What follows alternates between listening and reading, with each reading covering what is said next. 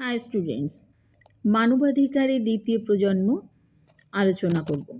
মানবাধিকারের তিনটে প্রজন্ম, এই তিনটে প্রজন্মের প্রথম প্রজন্ম আমার আগের ভিডিওতে দেওয়া আছে, সেখান থেকে তোমরা বুঝে নিও।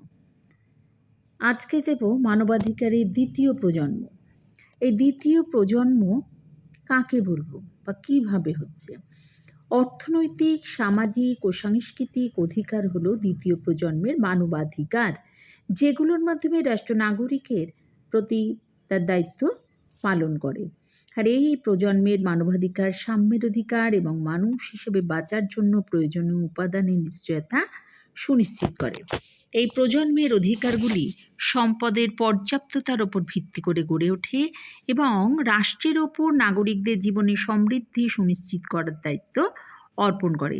তাই এই অধিকারকে কিন্তু লাল অধিকার বলা হয়, রেড রাইটস। এবার বলি যে এই যে অধিকারগুলো, এই অধিকারগুলো যেই প্রজন্মের যে অন্তর্ভুক্ত অর্থনৈতিক, সামাজিক ও সাংস্কৃতিক অধিকার, সেগুলো কীরকম? তো অর্থনৈতিক অধিকার প্রথম বলি, যে সমস্ত সুযোগ সুবিধার মাধ্যমে মানুষের জীবন সুখ স্বাচ্ছন্দ্যপূর্ণ ও নিরাপদ হয়ে ওঠে সেগুলোকে অর্থনৈতিক অধিকার বলা হয়। এক্ষেত্রে ল্যাস্কি বলেছেন যে অর্থনৈতিক অধিকার বলতে দৈনন্দিন অন্ন সংস্থানের ব্যাপারে যুক্তিসঙ্গত অর্থ খুঁজে পাওয়ার সুযোগকে বোঝায়। আর যে সমাজে অর্থনৈতিক অধিকার প্রতিষ্ঠা পায় না, সেই সমাজে ব্যক্তি তার ব্যক্তিসত্তার পরিপূর্ণ বিকাশ সাধনে সক্ষম হতে পারেন না। এক্ষেত্রে উল্লেখযোগ্য অধিকার, যে অর্থনৈতিক অধিকার, সেগুলো হচ্ছে কাজের অধিকার, কাজের ক্ষেত্রে উপযুক্ত পরিবেশের অধিকার, স্বেচ্ছায় কর্মক্ষেত্র নির্বাচন করার অধিকার, উপযুক্ত পারিশ্রমিকের অধিকার, পর্যাপ্ত খাদ্য, বস্ত্র ও বাসস্থানের অধিকার ইত্যাদি। এবারে আসি সামাজিক অধিকার। সামাজিক জীব হিসাবে মানুষের সার্থকতা ও পরিপূর্ণতা নির্ভর করে কতগুলো সুযোগ সুবিধার উপর।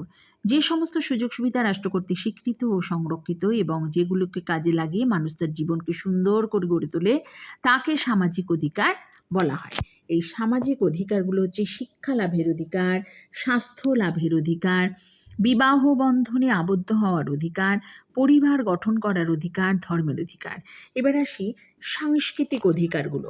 সাংস্কৃতিক অধিকার বলতে সেই সমস্ত অধিকারকে বোঝায় যেগুলো মানুষের স্বভাবের মধ্যে অন্তর্নিহিত, এবং অর্থাৎ যে এমন কিছু অধিকার যেগুলো মানুষের সাংস্কৃতিক পরিচয়ের মধ্যে লক্ষ্য করা যায় এবং প্রতিটি ব্যক্তিকে তার সম্প্রদায় ও সমাজের সামগ্রিক কার্যকলাপে প্রত্যক্ষ বা পরোক্ষভাবে অংশগ্রহণ করতে উদ্দীপনা যোগায়।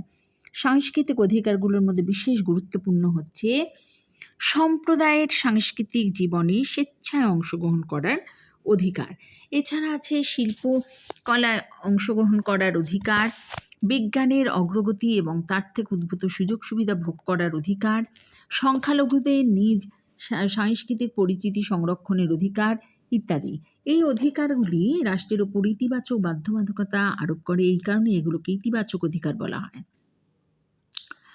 আর নাগরিকদের এই সামাজিক, সাংস্কৃতিক ও অর্থনৈতিক অধিকার সিকিউরিটি ওরিয়েন্টেড হিউম্যান রাইটস নামে পরিচিত, কারণ এরূপ নাগরিকদের এগুলো নাগরিকদের জীবনের নিরাপত্তা সুনিশ্চিত করে। এই অধিকারগুলোর অনুপস্থিতিতে মানুষের জীবন বিপন্ন হয়ে পড়ে।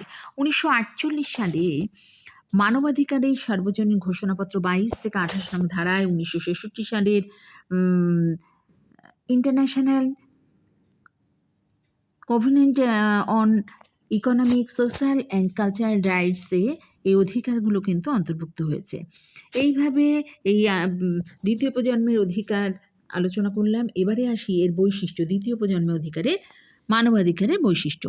এক্ষেত্রে বলি যে অর্থনৈতিক ও সামাজিক অধিকারগুলোকেই একসঙ্গে দ্বিতীয় প্রজন্মের অধিকার বলা হয়, আর এই অধিকারগুলো ঊনবিংশ ও বিংশ শতাব্দীতে সমাজতান্ত্রিক আন্দোলনের মাধ্যমে গড়ে ওঠে। আর দ্বিতীয় প্রজন্মের অধিকারগুলি সাম্যের ধারণাকে বিস্তৃত করে।